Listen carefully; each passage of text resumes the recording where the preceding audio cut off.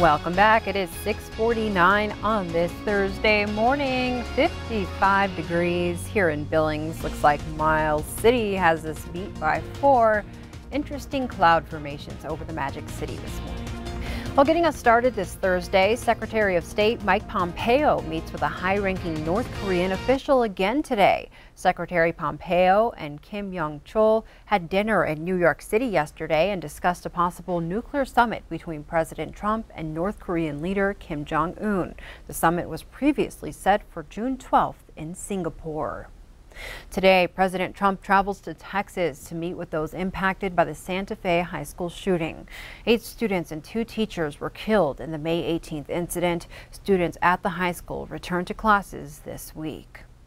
And a grand jury in New York has indicted movie mogul Harvey Weinstein on sex crime charges, including rape. Weinstein declined to testify before the panel. He surrendered to police last Friday and has denied any wrongdoing. Closer to home, nearly 7 years after the oil spill on the Yellowstone River, Governor Steve Bullock took a major step for the river's future.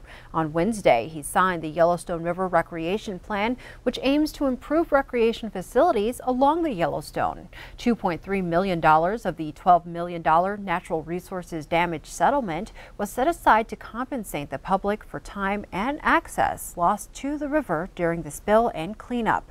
Attorney General Tim Fox, who was also on hand, says some projects include a riverside campground in Laurel, additional access points for fishing on the river, and improvements to recreational areas like Lake Josephine. Work can start on the projects once a contract is signed between the sponsoring agency and the National Resource Damage Program. Also along the Yellowstone Wednesday, County Commissioner John Oslin was out surveying the condition of the Yellowstone River from the air and let Q2 tag along for the ride. You can see a great deal of erosion along the banks of the river as the water flows bank to bank. The bridges are structurally sound, but plenty of debris is building up. The river came too close for comfort to its estimated flood stage, but Oslin advises residents and onlookers to remain alert for fast-changing conditions, especially in low-lying areas.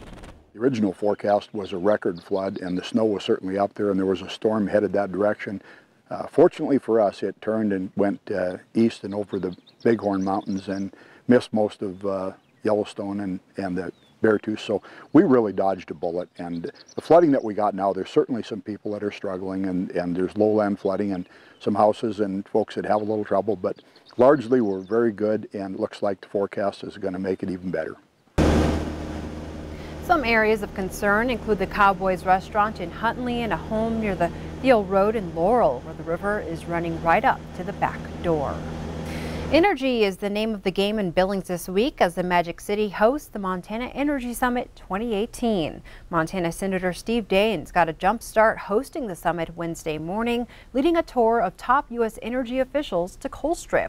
Then the group sat down for a wide-ranging discussion on the issues at hand.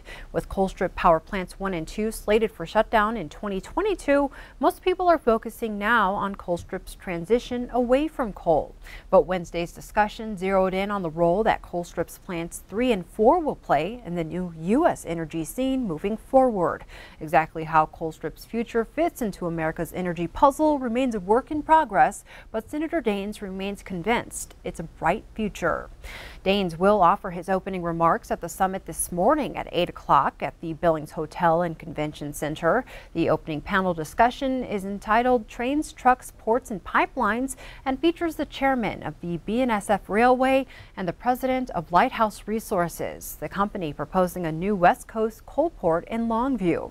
Harold Hamm, founder of Continental Resources, is among those offering keynote talks later in the morning, along with Russ Girling, president of TransCanada, the firm behind the Keystone XL pipeline. The panel discussion on the future of Colstrip kicks off the afternoon sessions at 1:05 p.m. In court news, the state's top mining lobby has gone to court in an effort to prevent a clean water initiative from making it on the Montana ballot this year. The Montana Mining Association is asking the state Supreme Court to intervene and stop the signature gathering effort to qualify Initiative 186 for the November ballot. I-186 states if any proposed mine requires perpetual water treatment of any runoff, it cannot be permitted in Montana. The mining group says I-186 has an improper effective date, which must be corrected before any signatures can be gathered. David Brooks of Montana Trout Unlimited says the legal filing is an action by mines to keep Montanans from voting on the issue of responsible mining. The mining lobby says it's merely asking the High Court to ensure I-186 follows state law. And our last story this Thursday, 2 Livingston owlets are on the mend in Bozeman after their mother was killed. Students at Sleeping Giant Middle School began observing the great horned owl when she made her nest. Able to follow along with the hatching eggs and growing owlets, that all ended when someone killed the mother with a rock. The owlets are now in the hands of rehabbers at the Montana Raptor Society in Bozeman. Livingston Fire is offering a $200 reward for anyone with information on the mother owl's death. Since Wednesday morning, they've received more than $2,000 in additional donations to help catch whoever is responsible. To donate, you can visit the Livingston Firefighters Facebook page.